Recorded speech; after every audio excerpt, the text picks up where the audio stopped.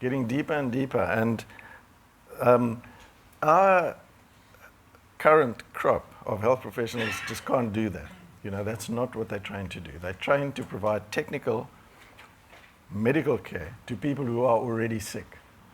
And so if we get the NHI right, and we also extend the thinking that Robert was speaking about to other sectors, then this is possible in this country.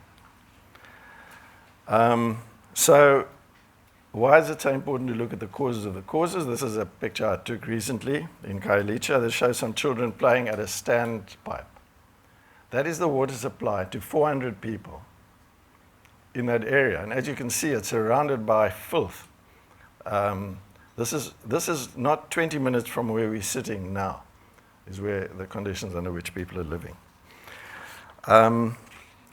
So this brings me to the issue of inequality. Now, I'm afraid I'm going to repeat some of the stuff that David has said.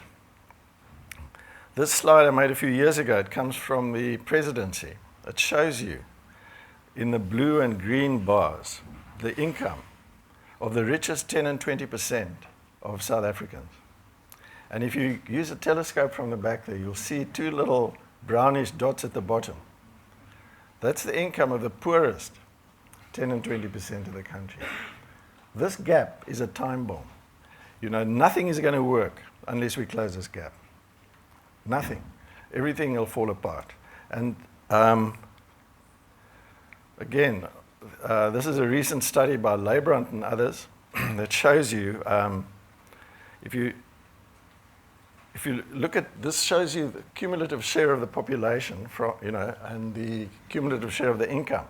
And if we had an equal country, we'd follow the straight line.